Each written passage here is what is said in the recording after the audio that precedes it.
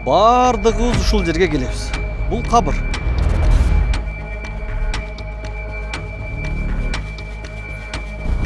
Аракты халал ичкенге боло берет деп айткан бул ыймандан чыгарат. Адам өтө турган тротуардын тысы дагы жок. Жакшылык амалдары менен жыргап эле жатат. Кабырда рахаттар бар. Мына бул тротуар. Мен тротуардан өттүм. Биз го арык элебиз, жаш элебиз, өтүп кеттик, бирок ээси ток окшойт ал үйдүн ээсичи. Мен такыр эле онтип дүкөндө эле салбайм, пайда деле кылбайм депчи. Мына бул аракты ичкен күнөө, чоң күнөө.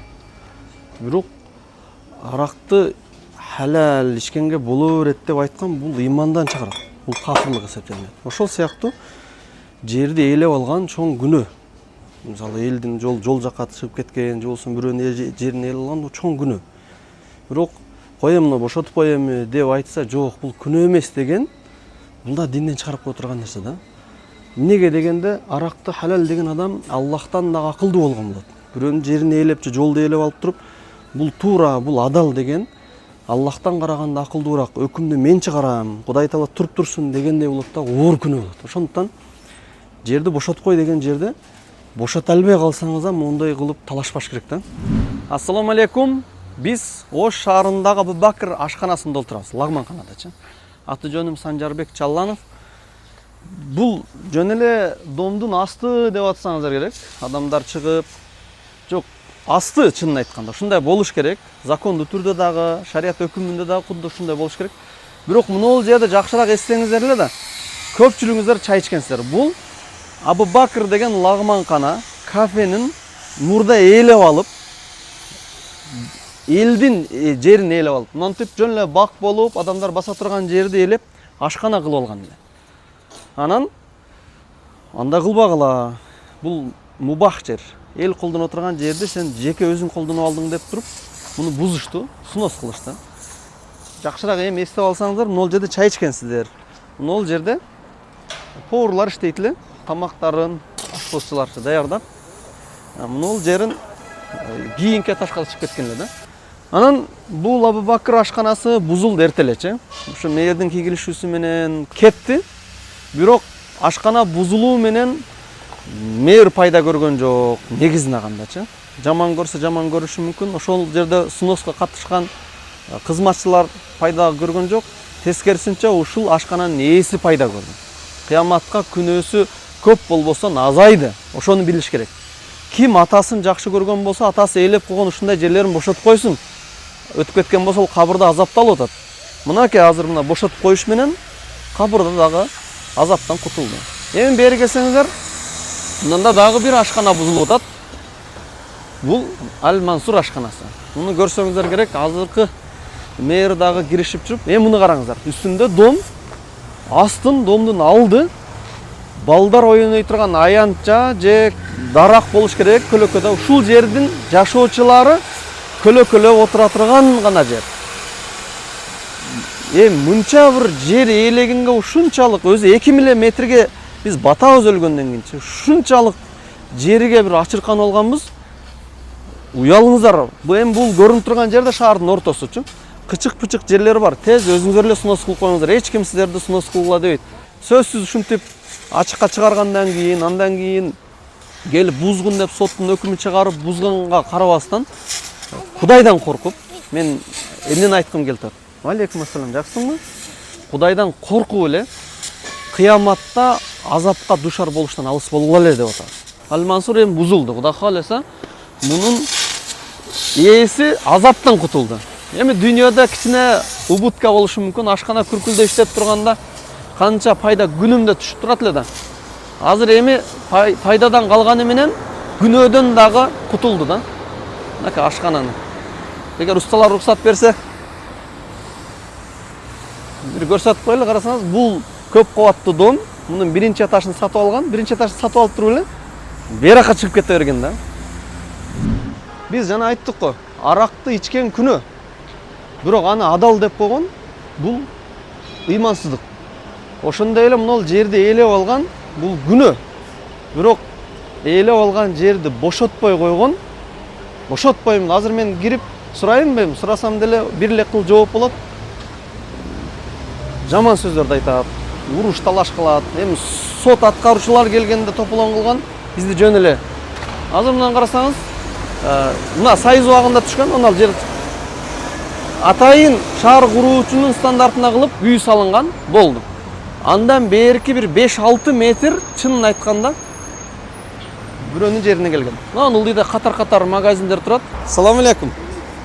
Кандайсыз? Жакшысызбы? Бир маселе ака.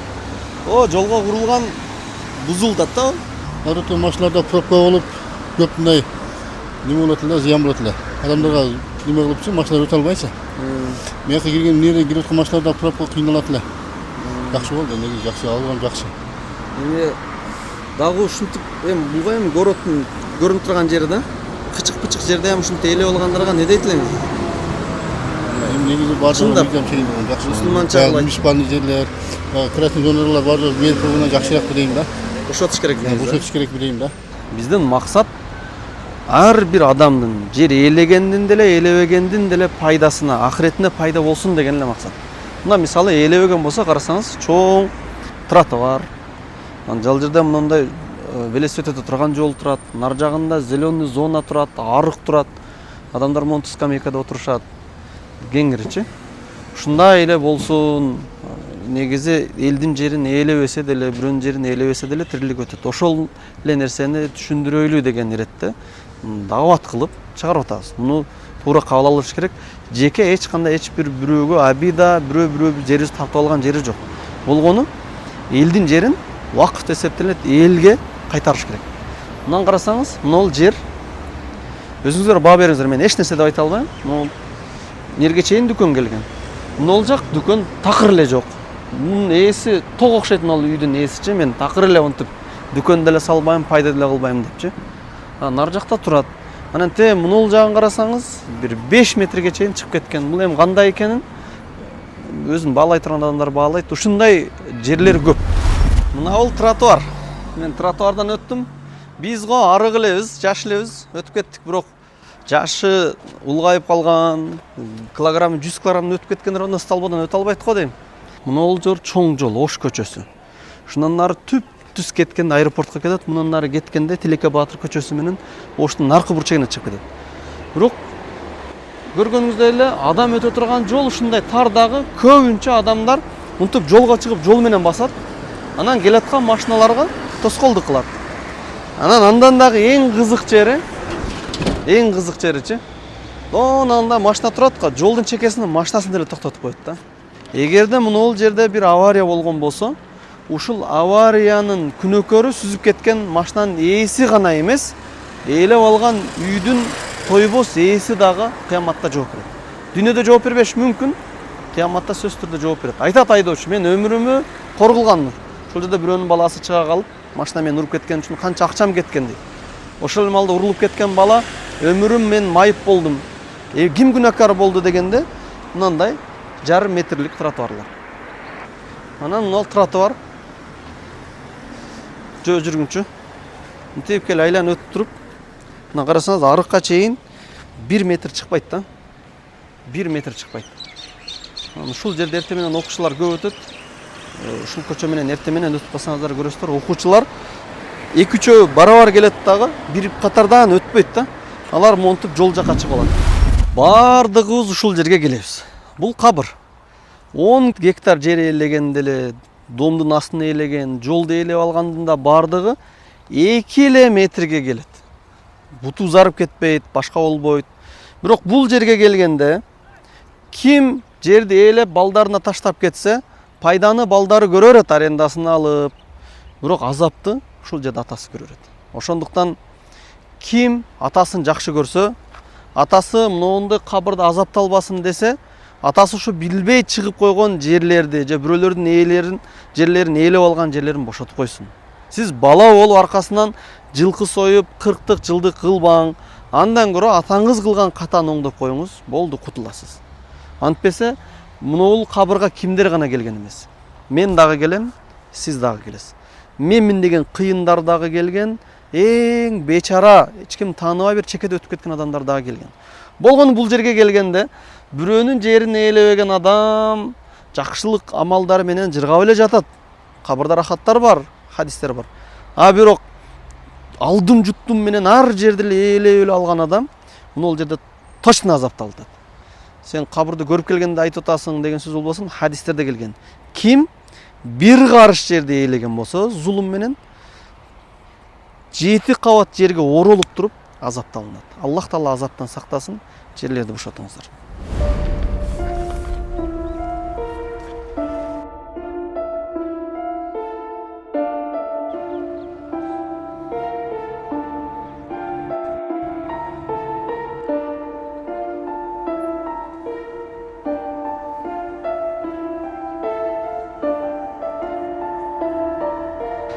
Кабыр канча бир жылдан кийин сөөк чирип бүткөндөн кийин ар жердин климатына карап жылдар белгиленет.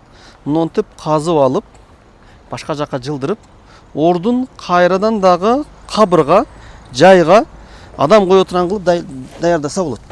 Мына ол жерге бир адам коюлунган, анан муну казып, мунун ичинен мейитти алып чыгып кеткен. Азыр бул ушул бойдон даяр турат. Эми кайрадан дагы башка бир жаңы өткөн адамды коюш үчүн ушуну эле бир аз оңдоп туруп кайра койгонго болот. Бул биздин ислам шариятыбызда уруксат берилген. Анан бул жерлерге суу чыгып кетип, кабырганга такыр болбой турган деңгээлде болгон болсо, анда бул кабырды кабыр ордунда колдонбостон башка багытта, тагыраак айтканда, мечит же медресе салганга гана болот. Бул аргасызданчы. Болбосо биринчи коюлган кабырдын ээси ушул жердин ээси болуп эсептелинет дагы. Ээлеп алган ээси вакф эсептелинет. Ал качан ээлик кыла албай калат, сөөгү толук чирип бүткөндөн чыгарып салып туруп, ордуна дагы башканы коюш керек. Маселе ушундай. Мына жер стоянка эмес туугандар. Же болсо бир кайсы бир строй компаниянын дагы жери эмес. Бул жер мазар болгон. 100 жыл, 150 жыл, кебирки тарых 200 жылга чейин барган эски кабыр болгон. Муну азыр стоянка болуп турат. Шарият боюнча кабырды казгандан кийин бул биринчи коюлган адам ал жерди ээлеген вакыф болуп эсептелинет, кайра кабыр болуш керек. Эми кабырганга такыр мүмкүнчүлүгү болбойт, ушундай бир оор шарттары бар десе дагы, арга жок мечит же медресе болуш керек. Азыр мына ол медресе турат. Бул жердин жашоочулары дагы медресе кылып бергиле деп суранылган. Медресе курулуш керек. Негизи шаарда мечиттердин тартыштыгы өтө көп. Медресе жок, окуучу балдар көп, бирок орду жок. Ошого бериш керек. Эгерде монтип стоянка кылып берген болсо, көйгөй бар. Же строй компанияларга саткан болбосо, кыяматта башы менен жүгүрөт. Бул деген сөз ушул вакыф болгон жерди ээлеп, башка бир кызыкчылыкка иштетүү болуп эсептелинет. Ошондуктан жер маселесинде жана хадисте эстеш керек. Бир карышка жооп берилгенден кийин канча деп чыгасыздар могул жерден? Бир 40 сотик, 50 сотик жер турат. Бул ошончо жүздөгөн адамдардын сөөгү коюлган, ошолор акылуу болгон жер болчу. Алар ооба сөөктөр чириди, чыгарып салабыз, бирок ордуна дагы жаңы адам коюлуш керек, же болбосо мечит медресеге берилиш керек. Биз Оштогу Төлөйкөндөн Мамакеевке кеткендеги көчөдө турабыз. Бул көчө резиденциядан баштап Мамакеевдин башындагы жаңы салынып аткан резиденцияга чейин, санатория башына чейин бир дагы тротуар жок. Монтип үй жолго чейин такап келген, жөө өткөн адамдар могул жерден баса албайт. Жалаң окуучулар бар, могул мектепти көрүп атасыздар. Нар жактан келет, бул жактан келет. Мына асфальт менен басышат. Келаткан машиналар окуучуларды сүзүп кетейин деп сүзүп кеткен окуялар да болгон, жаңылыктарда көргөнсүздөр. Кээде ушул жерде сүзүп кеткен учурда күнөөкөр могул жерди ээлеп алган адамдарды да болот. Бул көчөнү билсеңиздер керек. Азыр жол катарда тартып кетебиз. Аягына чейин жолдун аркы бети дагы, берки бети дагы эч кандай адам өтө турган тротуардын тыысы дагы жок. Мынакей көрүп турганыңыздай эле мына бул жолдо тротуар жок. Ошон үчүн мына жөө жүргүнчүлөр асфальт менен басат. Чоң тездикте келаткан машиналар бияктан карама каршы келген болбосо уруп кетиш коркунучу бар. Же туруп туруш керек да. Аягына чейин ушундай кызык жеричи. Бир дагы тротуардын тыысы дагы жок деп ошон үчүн айттык. Баары адамдардын нарына өтүп кеткен. Эмнеге өтүп кеткен? Тойбостуктан. Анын зыянын ким көрүп атат? Ушул жердин жашоочулары жолдун чекесине кеңири баса албастан мына суу өтө турган арык, мына өзү негизи тротуар болуш керек. Бул жерден эч бир окуучу баса албайт. Аны ошон эсебинен зарылчылык мынтип жолдун чекесиндеги обочина деп коет го. Ушул жерге басылат. Жамгыр жааганда асфальттын үстүндө басылат дагы. Жолубуз деле көп деле кең эмес. Көп кырсыктар болуп атат. Ошондуктан мен айта турган нерсе, Кудайдан коркуңуздар. Ээлеп алган адам жол ээлегендин себебинен дүйнөдө эптеп жашап өтүшү мүмкүн. Бирок кыяматта эч нерсе кыла албайт. Өзү снос бир эле ушул төлөйкөнүндө эле калган. Неге дегенде бул жерде эң күчтүүлөр жашайт да. Ошого жаман көрүнбөйүн деп менмин деген адам дагы бул жерде снос кылган эмес да. Бирок кыяматта лиманил мулкул яум. Бул жерде өкүм, мүлк кимге тиешелүү? Ал күндө лиллахил вахидил кахар, өтө ачуусу келе турган жалгыз болгон Аллах Таалага гана таандык. Аллах Таала ал убакытта чечим чыгарып. Ошон үчүн кыяматка барганда мен монтип жүргүнчүлөр жүрө турган тротуарды ээлеп алганым себептүү тозокко түштүм, я хасрата деп өкүнгөндөн көрө азыр эле бошотуп коюңуз. Могу дубалдын не кереги бар, алып салыңыздар дубалдычы. Сиз нар жагында дагы толтура 7 сотик, 10 сотик жериңиз турат. Ошон менен жашай бериңиз. Карасаңыз, биз монтип видео тартып атканыбызда машина уруп кеткен дегенде кылып жолдун чекесинде турсак өтүп атат. Неге дегенде жол тар. Аллах Таала инсаф берсин. Сиздерге түшүндүргөн, болушунча сиздерге көрсөтүп ачып берген Санжарбек Чалланов болду. Эми өзүңүздөрдүн оюңуздарды айтасыздар.